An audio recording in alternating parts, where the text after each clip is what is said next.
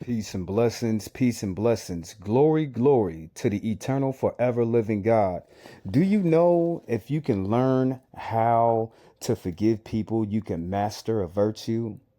Forgiving people is a power, but when you can't forgive a person, you give them your power. Why do I say that? Because you always gonna be angry. You always gonna be frustrated. You always gonna want to lash out at these individuals for what they have already done to you in the past. But if you can learn, my brothers, if you can learn the virtue of forgiving, it first it's gonna set you free. When the word is given to you, it sets you free. Forgiving people is the same thing. You know what I'm saying? The same thing. But when you hold that anger, when you hold that aggression of not forgiving that person, you automatically give them a power over you. And you be walking around all powerless. So the best thing that I can forgive, you become a slave, family. You know what I'm saying? You become a slave to that other person because how you feel, that shouldn't be in your heart. What you be thinking about, that shouldn't even be in your mind. And what you planning to do, you shouldn't even do that. You know what I'm saying? You shouldn't do that. I know that two wrongs don't make a right. And I know for sure that God doesn't like ugly. But what happens when you hate somebody or you're not willing to forgive, to extend the olive branch of mercy to another person and forgive them? How do you look? How do your life look? You look terrible, family. You look plain and miserable, family, when you sit up over there and you're not willing to forget. Now, is your brother Jehoshaphat asking you to forget? No, I said forgive. Forget and forgive are two different things.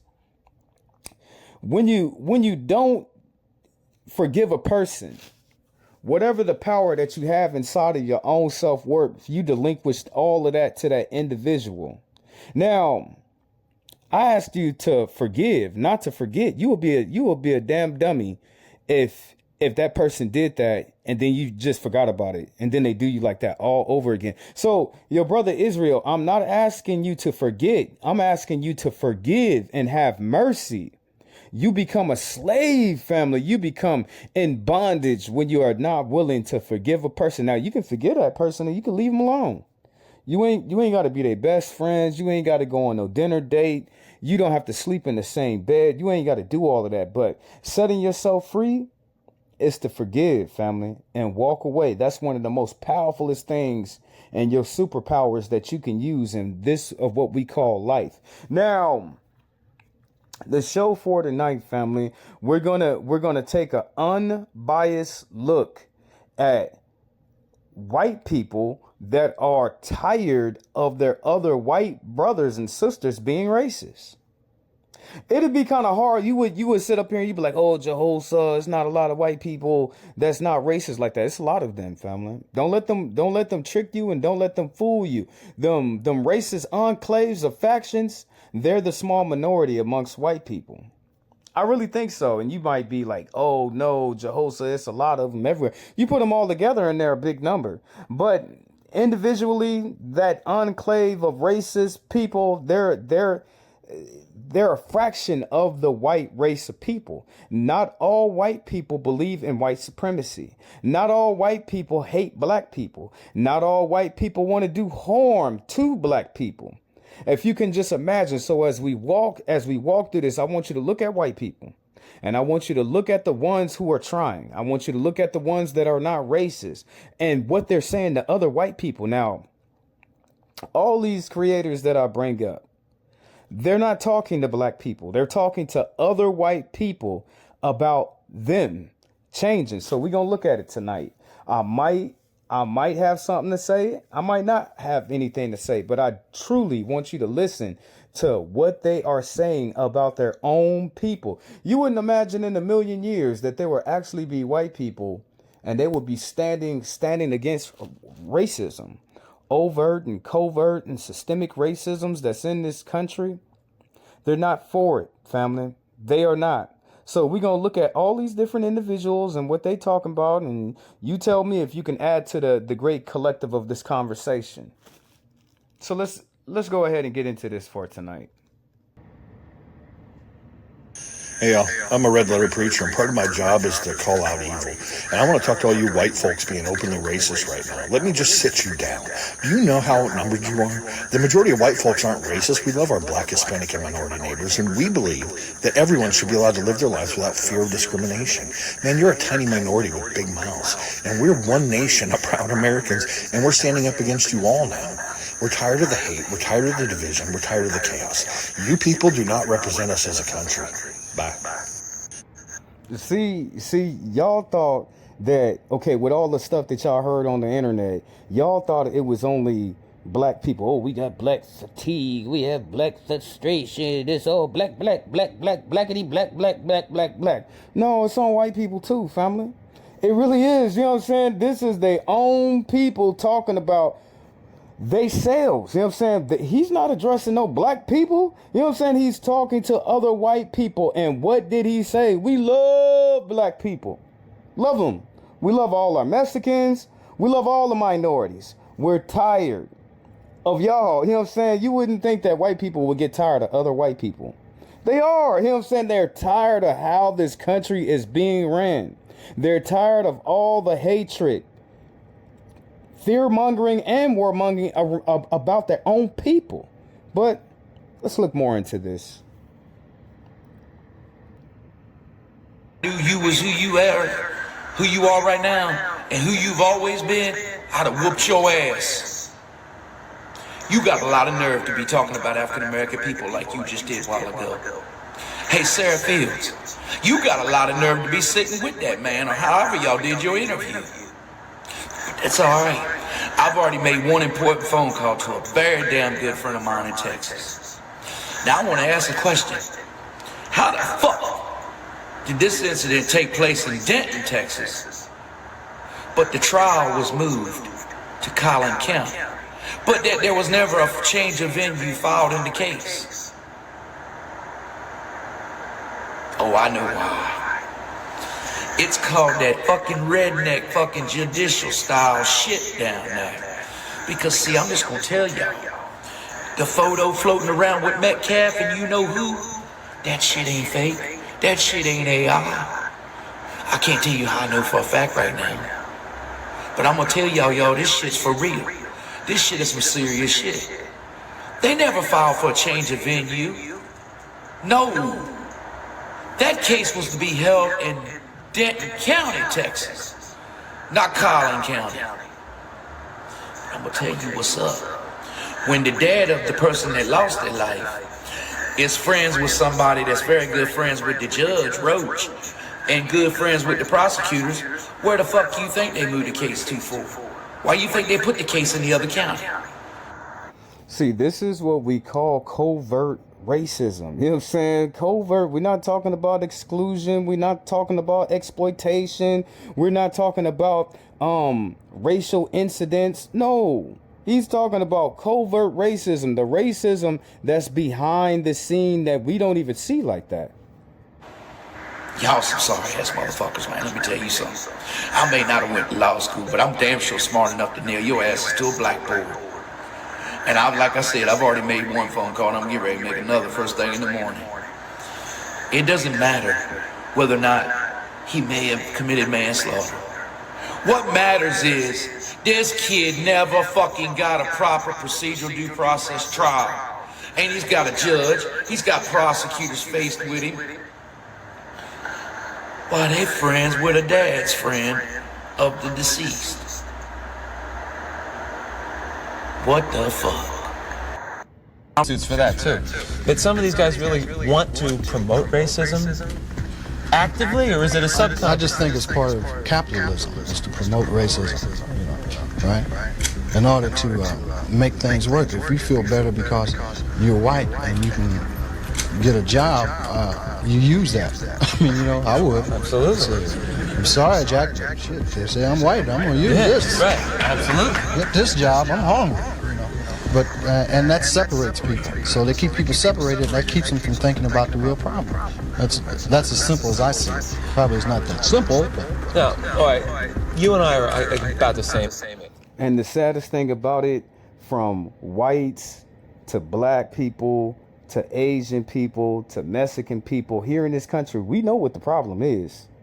We all know what the problem is, but can we do anything about it? You know what I'm saying? We know what the problem is. You know what I'm saying? What did Pryor say? What did Richard Pryor say? He said, if we keep them divided and we keep them fighting amongst themselves, they'll never have no power and they'll never be able to change the world that they live in.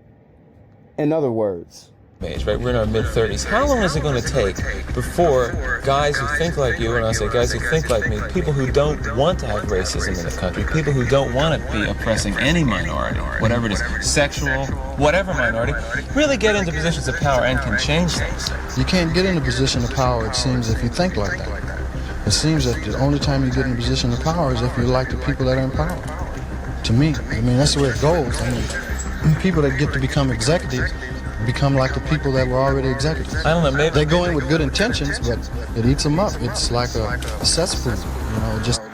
And that's how we feel about any politician. They get up there, even the president, they get up there, they whine and they dine us and they sweet talk us and they sweep us off of our feet. And the next thing that you know, somebody's getting in the trunk. Next thing you know, they have already clicked their heels like Dorothy and they already gone down the yellow brick road. But before they took their ass down that yellow brick road, they gave us all these empty promises. Told us about all the magnificent things that they would like to change about the world. And then they get up there and then they just turn their back on us. It gets on you and it starts system eating. levels. Pretty soon it's Is all that gone. what a cesspool sounds like? Yes. High Vibe Africa on America concerning race. And I think it's actually going to move in a positive direction. And the reason why I think that is because since 2020, since George Floyd, there has been a groundswell of opposition to the progressive narrative that everything is reducible to race. And I want to make a very clear distinction as to what that actually means. For anyone listening, it's important that you understand that this pushback is race neutral. There are plenty of black conservatives out there, plenty of black moderates, plenty of black independents, even liberals, plenty of whites, plenty of Latinos. It doesn't matter who you are. There are plenty of people who are sick and tired of the progressive narrative that everything is reducible to race. Everything is reducible to white equals oppression, oppressor, and people of color or BIPOC equals the oppressed. People are tired of it. We're social creatures and we coalesce around our in-groups, and that becomes a problem when you look at social media, because social media is that silo. It's that bubble that reinforces how we feel, how we think, and it's just very, very important right now in this pivotal moment after this Carmelo Anthony verdict, as we see black protesters on the street crying, no justice, no peace, or whatever, getting it all wrong, that you not look at that as the totality of black America. And I'm not here to preach to you. I'm here to say we need to actually unify around something coherent that people don't want. You know what? I had a thought last night, family. I was thinking the only time you can get human people together is when something bad happens. You know what I'm saying? If space aliens from Mars came tomorrow, all of humanity would forge together and they would try to fight the space aliens. It would bring peace. If it was some worldwide pandemic and it was just taking out lives, people would put away their petty arguments and they would work together. If there was a tsunami, you know what I'm saying, that was worldwide, that was going to take out all the different countries, if it was an earthquake, if it was a tornado, you know what I'm saying, if the sun in the sky was getting hotter, you know what I'm saying, you can look at all the movies that we make. The only time people come together is when something bad is happening. When the aliens touched down, all the humans came together to fight them. When the monsters was snatching up people in the forest, all the people came together to fight that Pacific, whatever that was, you know what I'm saying, that Pacific thing. That's the saddest thing about all people. You know what I'm saying? We need something bad. It's all in the movies. You know what I'm saying? Look at the movies and look at humanity and look at when humanity come together. It's always something bad. You know what I'm saying?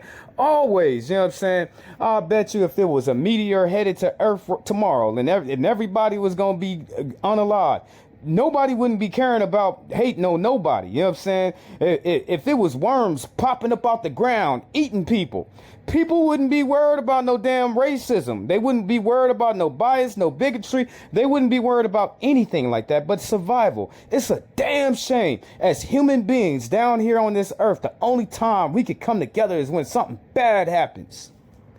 Okay, brother, go ahead. Want this anymore. Black, white, whatever. People do not want this anymore. Herein lies the main issue. It's like when Jasmine Crockett talks about the fear black mothers experience when thinking about their black sons.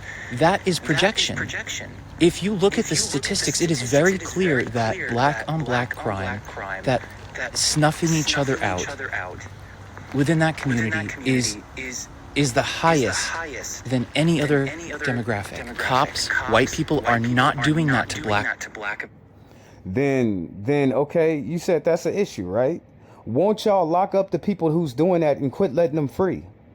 Won't y'all stop slapping them on the damn wrist and letting them back out into the communities around the people, and they just gonna do all of that all over? Won't y'all give them harsher sentences to keep them away from a community that they're slowly destroying? But as black people, what we see, okay, check this out. The majority of all the black people that get snitched out, they get snitched out by their own people, because we do not want to see our cousins and our brothers and sisters and mothers out in the street hurting people. So 9 times out of 10, when it's a warrant issued for somebody and the police is looking for them, black people done already snitched them out. It's just a damn shame that y'all let them go. Okay, not only do y'all let them go, y'all slap them on the wrist. So they really don't learn anything, and they just be right back out terrorizing the black community all over again. Americans not nearly close to what they do to each other. And it has been one of the most egregious things for society to ignore these facts. Okay, buddy, you had your chance. Your ass is out of here. Something finally clicked for me today that I've been hearing from black folks over and over again this past year. And if you are a white person who cares about justice, you need to hear this. The civil rights movement was fueled by black folks going to jail, walking instead of riding the bus, losing their jobs, losing their lives, making tremendous personal sacrifices. And as a demographic, they were the least able to afford to do so, but they did it anyway. And now, once again, it's the black community on the front lines of this racial gerrymandering push who are taking a stand and making the sacrifices. And the comment that I keep hearing from black folks is that they're tired. And it's not that they're out of breath tired. They're tired of always being the ones to pay the price, to make the sacrifice. Because we, the white allies and advocates, need to be doing this. We need to be stepping up. We need to be the ones who... My brother, we need all y'all. You know what I'm saying? We need every single last one of y'all. And I so thank you for not teaching your children racism, that you actually giving them a chance to live life. You know what I'm saying? To actually live life without having that stigma of that bias on themselves like that. Pay the price this time around, not them. Anything about this is cool or American. Hold up. Let me go all the way back. I don't care if you're a Democrat or a Republican. I don't care if you're right or left. I don't care about any of that shit. If you think anything about this is cool or American or manly, I have to assume that much like anybody associated with the planning and the production of this event, all of the sponsors of this event, matter of fact, anybody that's even remotely associated with this event, much like all of them, you are so slow I could time you with a fucking calendar. Nothing about this is cool. Well, you just don't like it because you're a liberal, and liberal men aren't masculine. Listen here, shitbag. I lift every day. I've done boxing and jiu-jitsu on and off for years, and I used to watch the UFC pretty religiously until I realized that 90% of the fighters and a good chunk of the fans are racist, rapists, woman beaters, or right-wing shitbags. And finally the truth comes out. Because I don't know anybody who practices jiu-jitsu, does any kind of... Ain't never called me as a fucking racist. I could never look down on another human being that eats shit, sleeps, and breathes and bleeds just like I do, simply because the color of their skin. Hell, if I spend 20 minutes in the fucking sun without sunscreen, I'm a whole different color my damn self. People blow my fucking mind. 2026 in the United States of America and race is still as big a problem as it is today. Says a lot about where we are as a fucking society. Now, he's a much younger man than me, but how is it that some people can see the plight, the issues, the problems of America, the systemic oppression of black people in this country, but then other people, is it the fact that they train their eyes not to see it? Is it the fact that they program their brain not to understand what's going on? Why is it so many different people can see this as a problem? And this is coming from white people. And they're tired. You know what I'm saying? You heard about how he said black people are tired. Black people are tired of sacrificing. But black people are tired of putting their bodies on the line to fight for us. White people hear y'all. You know what I'm saying? Don't think white people, and it's not the fact that they just hear you. They understand. You know what I'm saying? They understand. So when people sit up there and they be all like, oh, it's going to be a race war. How it's going to be a race war? How would it be a race war all out like this when y'all don't have the numbers? Like, you just don't have the numbers like that. But let's get more into this. And to all you white motherfuckers that sit around your fucking friends of color and laugh and ha-ha and kiki, but you're fucking quiet right now? Fuck you. One thing 13. But when it was originally written, there were things in place that don't exist now, right? There was a poll tax in southern states. The law required 9 of those states to go get federal approval or pre-clearance before they changed their own voting rules. Congress in the 80s updated this law. Are you of the opinion that the law needs to stand as it was originally written, or does Congress now need to do some work to update it? Listen, I know that there are those who are tired of the remedy. I'm tired of racism. I think it's a strange position to be more concerned about the medicine than you are about the malady.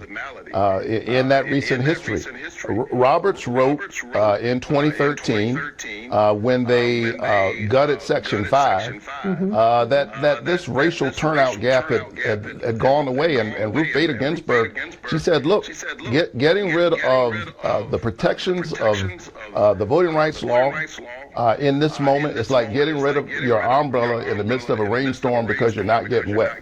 And since then, everybody's entitled to their own opinions. You're not entitled to your own facts. Since then, the racial voter turnout has grown larger, and twice as large in the states that were under Section 5. And there's a reason for that, Margaret. Since they removed the protections of Section 5, states that used to play old games, they're playing new games. They're 21st century Jim Crow tactics in new clothes. Moving voter polls, closing polls in black and brown communities. The data shows that black and brown people spend much longer time in longer lines. Purging people literally showing up and not knowing that their names have been purged from the rolls.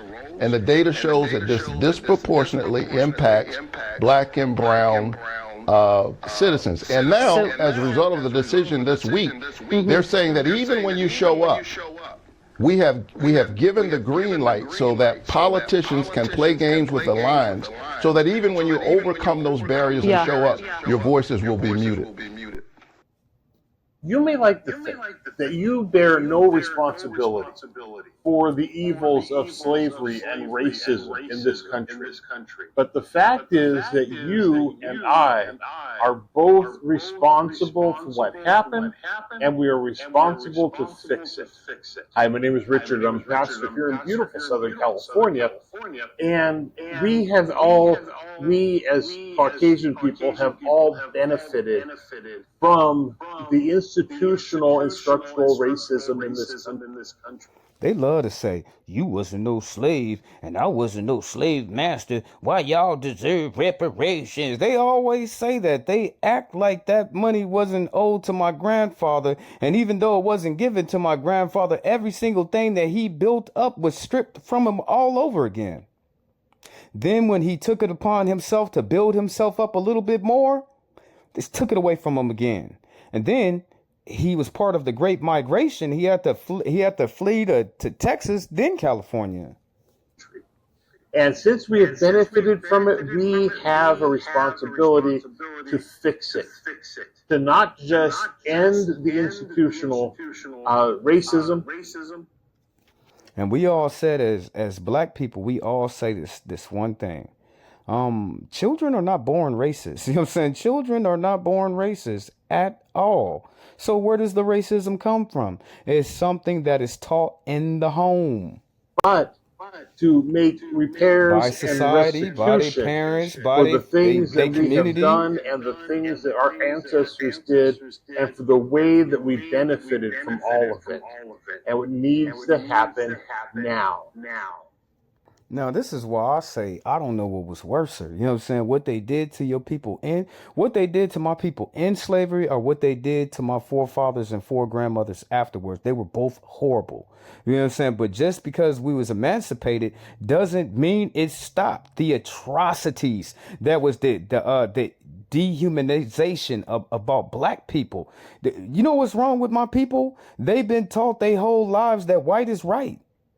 That's what they've been taught. You know what I'm saying? If you really want to know what's wrong with black people, they've been taught their whole life that black is wrong, black is ugly, black is evil, black is grotesque, black is disgusting, black is an abomination, black is filth, black is trash. That's what they've been taught. So when other white people look at black people, they don't understand. You have a whole race of people that's been taught to hate themselves and hate everything about black. And then y'all sit up here and y'all wonder what's wrong with us. Y'all taught us that being black is evil. Being black is wrong. Being black is crooked. Being black is foul. You know what I'm saying? So when you look at black people and you want to know what's wrong with them, they've been taught for the last 250 years that they're wrong and that white is right. That's what they've been taught. After slavery, and they're still being done to this day. And this right here is one of them.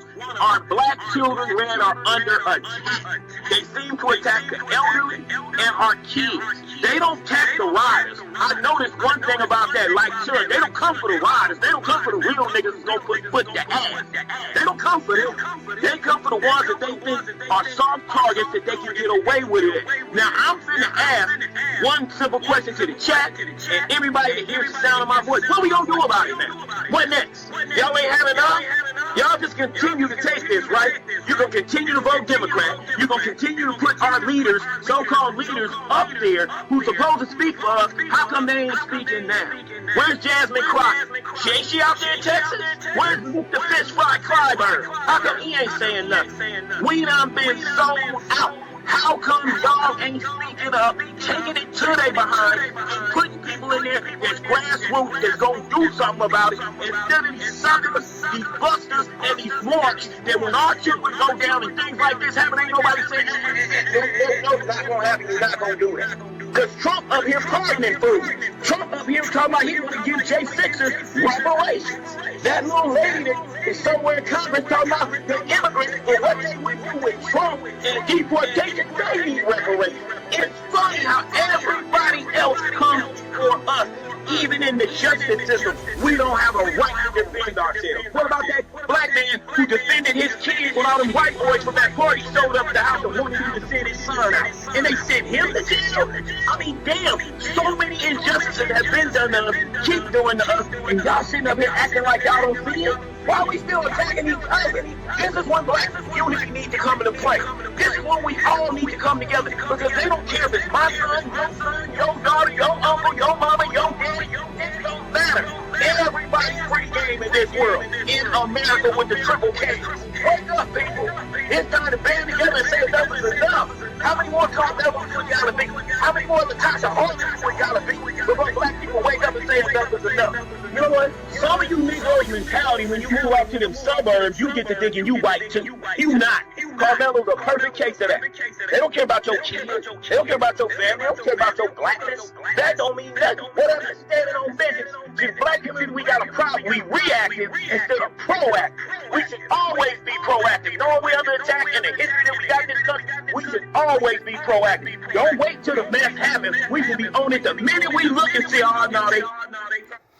I'm sorry, my brother. Black men is over here worrying about Becky, and our sisters is over here worrying about Chad. That's what they think that's their reparations. They think that that's their freedom. They think, and I don't get it, because it don't matter what background you come from. Every black person get a nigga wake up call. All of us, you know what I'm saying? All of us, you know what I'm saying? It don't matter how bougie, how arrogant, how entitled, how on a higher level that the black person is, he's still gonna get his nigga wake up call. Look at old boy that work in the White House. The only black, what is his name? Ben Crump. What's his name? Y'all know who I'm talking about. He got his nigga wake up call in the White House. Let's continue. I ain't ever, well, they ain't ever done like anything bad to me ever. You know, like, yeah, I can't think of one damn thing. I can think of plenty of bad things that white people have done to my ass. Plenty of like fucked up shit white people have done to my ass. But you know what? I can't think of one thing that a black person's ever done to me personally that's been fucked up. So, what have they done to y'all? Like, what? You crackers, the ones that hate people based on how they look. What have black people ever done to y'all to make you feel this way? Like, oh, before, what have they done to y'all? You know, I have the same question. What have they done to you? Because I know a lot of white people get on the internet and say, oh, look how they do this. Look how they rob places. Yeah, but have they robbed you? You see, you can't associate, oh, they robbed the CVS with 5 people and just be like, oh, I hate them all because they robbed the CVS. Like, what have they done to you? You see, that's the thing, is that's how we know you're racist, because you guys are mad at their culture. You're not mad because they did anything specific to you. You're just mad because you don't like their culture. All right? And you have to start digging deep and realizing that you are part of the problem. It's, yes, black people do stupid shit, but white people do stupid shit. Chud the Builder did stupid shit. Y'all love him. Carmelo did something stupid. Y'all hate him, but he did the same thing that Chud did. So this white guy is right. Like, what have, like, in the comments, tell me, what has a black person done personally? Don't tell me like, oh, they kill each other. Oh, don't tell me that they sold drugs. No, tell me, what have they done to you in the comments? Leave it in the comments. Tell me, what has a black person done to you for you to hate all black people? And you know, I think about it. I think about it to all my brothers out there. You know what I'm saying? I come from a racist town, and it's predominantly Hispanic and white. Before, you know what I'm saying, before all the immigrations, it was only white and black. You know what I'm saying? They barely want to let the black people move into the city. But with all the racist stuff that has happened, all the fights that I have got into, all of that, you know what I'm saying? All of the times I got kicked out because of white racism, I still don't hate white people. You know what I'm saying? Because I understand that it's only a certain amount of y'all that are racist. Then I would never want nobody to have power over me. You cannot come to God and love God and hate people. It does not work that way. To truly know who God is, what God is, and what he wants is brotherly love amongst brothers. So I could never be a racist. I would always look out for the best of all of humanity. Well, you know what? I'm always going to be standing up for what's right, what's fair. I'm always going to be standing up for justice and equality, because that's how my God is. Now, you know, my brother's kind of long-winded, but I want you to listen. My grandmother is 104 years old. Today? Right. She's alive today. Not my great-grandmother. Let me break that down again. My grandmother is 104 years old, still alive with us today. She was born 7 years after Harriet Tubman died. 7 years. Fresh. That mentality. Listen to the connection I'm about to make to you. The people who were alive in that era and still in the era of my grandmother, who is still with us today, still have the mentality that black people should be enslaved, that black people shouldn't have the right to vote, that black people, in order to vote, should be reading how many damn jelly beans are inside of a jelly jar. That ideology never died. It just became covert. It was overt, meaning it was in our faces. People were being lynched. People were being attacked. 1965, the Civil Rights Act was passed. It just moved everything from in front of your face to behind closed doors. So, and they have kids, and those kids have kids, and those kids are part of Gen X, millennials, and Gen Z. That mentality never died. There's a human connection and a human praxis. And those people that are those millennials, those Gen X, those people are your lawyers, are your judges, are your teachers, are your nurses, are your doctors, are your librarians, are your congresspeople. That's what that is. My grandmother is 100. Explicitly underwrote, mapped, and funded thousands of all-white sundown death traps across the entire nation, using your tax dollars to make it a literal crime for a black family to exist after dark. This is the chilling, unfiltered history of sundown towns. Every history textbook tries to sanitize segregation as a purely Southern problem, a matter of mean neighbors putting up signs in Mississippi or Alabama. But the hard data reveals a far more terrifying reality.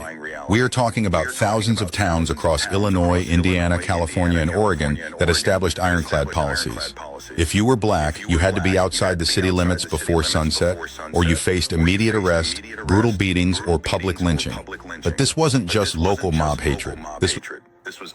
Remember, we're not talking about since the other white folks, they so fast to say, you weren't a slave. Why are you still bothered? Won't y'all quit talking about racism in the country? Won't y'all stop doing this? Won't y'all stop doing that? But it only took other forms. It got badder. You know what I'm saying? It got badder for black people here in this country. So it still makes me pose the question, what was more worser? Slavery? That was horrible. You know what I'm saying? Chattel slavery? Horrible. You know what I'm saying? Horrible. It was unlike any slavery ever done in all human history. Say it to you again. It was unlike any slavery ever done in human history. You can take all the nations of people who have ever lived in any time, and the slavery that my people went through, my forefathers, was more worser than any other person in any other time zone, in any other region. Was official federal policy. During the 1930s and 40s, a federal agency called the Homeowners Loan Corporation drew massive color-coded maps of American cities. Wherever black people lived, they drew a red line around it, labeled it hazardous, and completely choked out all investment capital. That is the origin of redlining. Then, that's the reason why okay, racism is a cancer on America. The only reason why we don't have the good stuff like Singapore and China, all these rich places in the world, and how sophisticated and how advanced they cities are, is because of racism. I can sit up here and tell you within 20 years, America has spent $16.5 trillion on racism, but I don't think you will get it. I don't think you will understand. But the only reason why we're like de-evolved. You ever see the movie Super Mario Brothers, and they had the de-evolve gun and they would shoot it, and then the person start getting dumb, they start getting stupid, they start turning into a like some type of lizard, and they'd be like, oh, he de-evolved. That's what's wrong with America. Racism is keeping America de-evolved. We're not going to be able to evolve with racism. We can't do it. and the Federal Housing Administration stepped in to build the white suburbs. The FHA didn't just suggest segregation. Their official underwriting manuals legally required developers to insert restrictive racial covenants into property deeds. They explicitly demanded a guarantee that these homes would never be sold to black buyers. If a developer wanted those cheap, federally insured loans, they had to lock black families out. Your ancestors' tax money literally financed the generation of white wealth while forcing black Americans into state-sanctioned exile. Because these sundown zones covered entire counties, driving across the country became a high-stakes survival mission. This is exactly why Victor Green had to publish the Negro Motorist Green Book. This wasn't a casual vacation guide. It was a tactical underground directory listing the few sovereign spaces where a black driver could buy gas, get food, or sleep without being ambushed by local police or sundown mobs. Now let's look at this instant in history. It's about 1920 or 1940, and let's just see what happened to black people. You know what I'm saying? In their own country, in their own country, and their own homes, and their own communities. Let's just look and remember, this is post-slavery. designed to force black Americans back into slavery. When the Mississippi River broke its banks in 1927, over 300,000 black citizens were displaced, but they weren't given aid. Armed National Guardsmen and local police rounded up thousands of black families at gunpoint, locking them behind barbed wire in hidden concentration camps. The government refused to let them leave, keeping them caged until white plantation owners came to claim them as forced labor to rebuild their shattered empires. The NARP exposed this horror, but the government buried the files for decades. If this part of American history was completely erased from your textbooks, hit that follow button right now. Comment down below, do you think disasters are still used as a tool for control today? Let's talk in the comments. What if the deadly... Okay, I'm done. My dispensation, my family, all my brothers out there in the world, I'm so tired. You know what I'm saying? The sun drained me. I was up early in the morning time working to get the things that I was, so I'm tired, y'all. I ain't even gonna lie to you. I'm beat down. You know what I'm saying? I jump in the shower. I'll be cool. You know what I'm saying? I'll be cool, but right now I'm power drained. So I'm gonna go ahead and leave the video here. If you have any discrepancies, if you have any chat or you want to talk about the comments, you can go ahead and meet me in the comment section. But I'm going to go over here and just leave it for tonight. I'm stumbling on my words. I'm tired. Peace and blessings be to your night. Glory, glory to the eternal living God. Like, share, comment, subscribe, all that good stuff. This has been your brother Jehoshaphat Israel here in the house that God has made. And the only reason why I shot this video is all out of brotherly love. Still work to do. I was a white Christian conservative. I was a die-hard Trump supporter. And people who know me in my personal life know how loud I was about it. So that same energy I had in my ignorance, I'm going to use to educate people about the truth. White privilege is real. And if enough white people would just stop and listen to learn and not to deflect and not to argue, we could make a whole lot of progress in this country. We aren't saying that white people don't struggle or that they don't have problems or setbacks or they're not victimized. All we're saying is that it's never because the color of their skin or their race. Racism's rooted in our systems. It's rooted in our institutions. It's rooted in our economy. And we're watching it play out on the world stage right now with the genocide of the Palestinians. Imperialism, capitalism, colonialism are all tools of oppression used to exploit and marginalize people. Growing up as a white Christian conservative in the United States, in the South especially, we were taught to live out our racism, our misogyny, our xenophobia. We were propagated with our education and by Western media to never question law enforcement, to never question the government, to never question the military. We were taught that black, brown, indigenous, Hispanic, Muslims, Arab people, that they were savages, that they were thugs, that they were jihadists, that they were predators. But now there are more people who look like me who are being exposed to the truth. They're coming into the knowledge of the truth and they're using their voice and their platform to speak out. And even though I fell victim to the system, I still recognize that I have privileges and opportunities that most people do not have because I present a certain way, because I look a certain way, because I'm able to articulate my thoughts a certain way. I sound like and I look like them. And it gives me access and a seat at the table that most people do not have. So I will continue to use my voice and that access and that privilege to speak out against injustices, not only here in America, but across the globe. And no matter how much you say you cannot with me, you are still following and commenting on my page. And I challenge you and anybody else who disagrees to a debate, and we can talk about the facts, we can talk about the history, and we can talk about the substance.